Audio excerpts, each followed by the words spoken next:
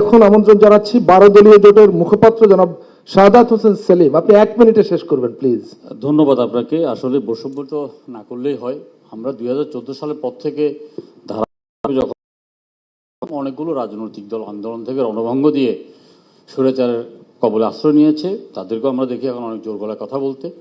সেখানে বৈষম্য করবেন না। আমরা যারা জীবন ঝুঁকি নিয়ে আন্দোলন করেছি, সংগ্রাম করেছি, 28 অক্টোবরের পর থেকে রাজপথে প্রতিদিন ছিলাম, আমাদের প্রতি আপনাদের সদয় দৃষ্টি আকর্ষণ করছি। কয়েকদিন আগে আপনারা একটা মিটিং করেছেন 20টা রাজনৈতিক দলের সাথে, আমাদের অনেকগুলো রাজনৈতিক দলকে ডাকেননি।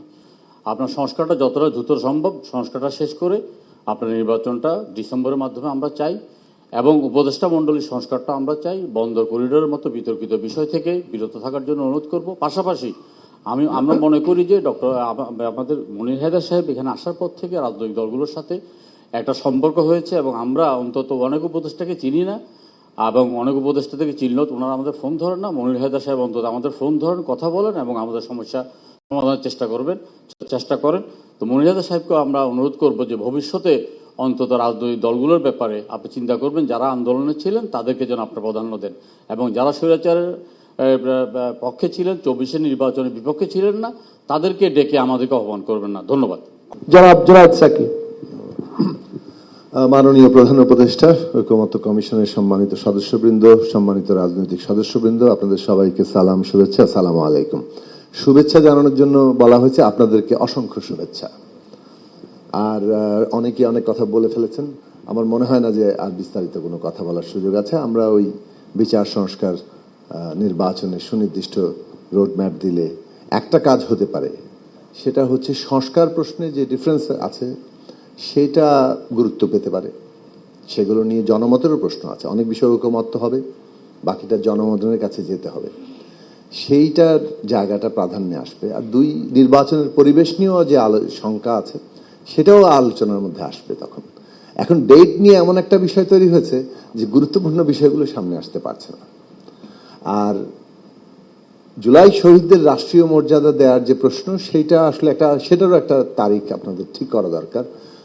সামনেই তো একটা তো মানে এইটা দীর্ঘকাল হচ্ছে না, সেই জায়গায় আপনারা নিশ্চয়ই একটা টার্গেট দেবেন। আর একটা প্রশ্ন ছিল, সেই প্রশ্নের উত্তর কিভাবে পাবো জানি না। সেটা হচ্ছে যে 5টা কমিশনের রিপোর্ট নিয়ে আমরা মতামত দিচ্ছি, কিন্তু আরো 6টা কিংবা তদূর্ধ্ব কমিশন আছে, অনেক বিষয় কমিশন হয়নি। কিন্তু সেগুলোর রিপোর্ট কি আসলে রাজনৈতিক দলগুলো মতামত দিবে, নাকি ওইগুলো আসলে আপনারা কিভাবে বাস্তবায়নের চিন্তা করছেন সেই বিষয়ে কোনো আসলে আমরা ধারণা পাইনি। সেটাও আপনাদের থাকা দরকার। ধন্যবাদ। অনেক ধন্যবাদ জনাব জুনায়েদ সাকি। আমি আমন্ত্রণ জানাচ্ছি বাংলাদেশের বিপ্লবী ওয়ার্কার্স পার্টির সাধারণ সম্পাদক জনাব সাইফুল হককে।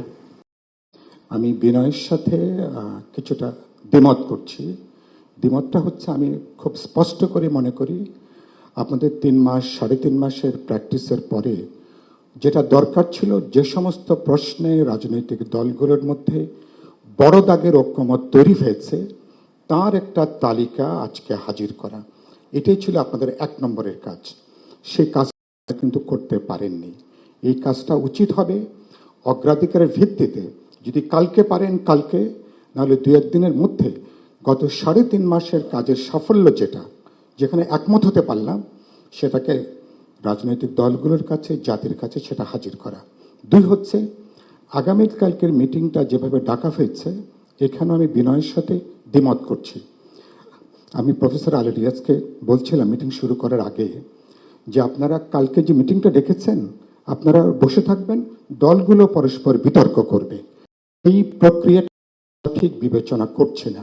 আপনাদের উচিত হচ্ছে যেসব প্রশ্নে দ্বিমত আছে সেগুলোকে তালিকা করে, সেটা আপনারা জানেন কোথায় দ্বিমত আছে, দলের সাথে প্রয়োজন বোধে একদিনে 3টা 4টা 5টা দলের সাথে কথা বলেন, একান্তে কথা বলেন, আলাপ আলোচনা করেন।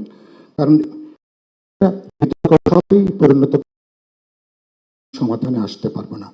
কালকে যদি মিটিংটা শিফট করতে না পারেন, কালকে প্রাথমিকভাবে বসেন, কিন্তু পরবর্তীকালে একদিনে 3, 4টা 5টা দলের সাথে কথা বলেন, আলোচনা করেন, তাহলে অনেক প্রশ্নে আমরা কাছাকাছি আসতে পারবো, একমত হতে পারবো। তারপরে যেগুলো দ্বিমত থাকবে ওপেন এন্ডেড ডিসকাশন থাকবে, পরবর্তীকালে সেটা নিয়ে আলোচনা করব। এটা সিরিয়াসলি কথাটা বিবেচনা করবেন, না হলে আপনারা যেভাবে করছেন এটা একটা ডিবেটের পর্যায়ে পর্যবেসিত হবে ঐক্যমতে আসার চেয়ে। আশা করি সিরিয়াসলি কথাটা বিবেচনা করবেন। 2 নম্বর প্রশ্ন হলো যে আমি ইতিমধ্যে বলেছি মাননীয় প্রধান উপদেষ্টাকে আমরা বলেছি মাঝ নদীতে আমরা মাঝি বদলাতে চাই না, বলেছি যুদ্ধের মাঝখানে জেনারেল নিশ্চয়ই আমরা পরিবর্তন করতে চাই না। কিন্তু গুরুত্বপূর্ণ হলো জেনারেল যিনি যেই কমন কাউন্সিল যেটা গঠন করেছেন গত 9-10 মাসে নানাভাবে আপনারা বিতর্কিত হয়েছেন। তাতে জেনারেলের আমাদের যিনি এখন জাতীয় ঐক্যের প্রতীক তিনি অপ্রয়োজনীয়ভাবে বিতর্কিত হয়ে পড়ছেন। এমন সব প্রশ্ন হাজির হচ্ছে যেটা অন্তর্বর্তী সরকারকে প্রশ্ন করছে, সরকারের নিরপেক্ষ চরিত্র বৈশিষ্ট্য নিয়ে গুরুতর প্রশ্ন উঠছে, রাজনৈতিক দলগুলোর সাথে অপ্রয়োজনীয় বিরোধ বৈরিতার জায়গাটা তৈরি হচ্ছে, এক ধরনের দূরত্বের জায়গাটা বাড়ছে।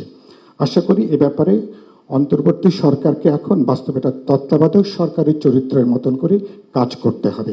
সকল দল স্টেক হোল্ডাররা আপনাদের কাছে সমান বিবেচনা তারা যেন দাবি করে, ফলে এই জায়গাটা করবেন। শেষ করতে চাই আমি যে কথাটা বলে যে আপনারা এখন নির্বাচনের ব্যাপারে যে কথাটা এসছে মাননীয় উপদেষ্টার বক্তব্যের মধ্যেই আছে ডিসেম্বর থেকে জুন অধিকাংশ রাজনৈতিক দল বা বিপুল অধিকাংশ দল সবাই মাননীয় প্রধান উপদেষ্টার প্রথম যে মাস ডিসেম্বরের পক্ষেই তারা কথাটা বলছেন। তাহলে নিশ্চয়ই যে সম্মিলিত চিন্তা, সম্মিলিত মতামত, যে বিশাল কোটি কোটি জনগোষ্ঠীকে তারা প্রতিনিধিত্ব করেন, এটা নিশ্চয়ই মাননীয় উপদেষ্টা এবং তার কাউন্সিল এটাকে আপনার বিবেচনা করবেন। আরেকটা হলো সরকারের সাথে যদি আমাদের একটা অর্গানিক এনগেজমেন্ট থাকে, বোঝাপড়া থাকে, আলাপ আলোচনা থাকে, নির্বাচন 7 দিন যদি এগিয়েও আসে, 31শে ডিসেম্বর জায়গায় যদি 20শে ডিসেম্বর হয় অথবা যদি 7ই জানুয়ারি হয়, 2026-এ কি 20শে জানুয়ারি হয়, এটা নিয়ে কি বড় কোনো প্রশ্ন উঠবে? বড় কোনো প্রশ্ন উঠবে না। ধন্যবাদ জনাব বরঞ্চ সাইফুল হক। আলাপ আলোচনা বোঝাপড়া করে ঐক্যমত জায়গাটা তৈরি করেন। আপনাকে যে জাতীয় ঐক্যের সিম্বল হিসেবে দেখতে চাই, আপনার নেতৃত্বে এই জার্নিটাকে আমরা সম্পন্ন করতে চাই, কিন্তু আপনি আপনার এই জায়গাটা যে কথাগুলো আলোচনা হয়েছে শুধুমাত্র মিটিংয়ের আলোচনা না হিসেবে এটা সার্বত্রা নিশ্চয় উপলব্ধির মধ্যে নেবেন। এ ব্যাপারে আগামীকাল ধন্যবাদ। থেকে আমরা কার্যকর পদক্ষেপ দেখতে চাই। ধন্যবাদ। ধন্যবাদ আসসালামু জনাব আলাইকুম। সাইফুল আলম। আমি এখন আমন্ত্রণ জানাই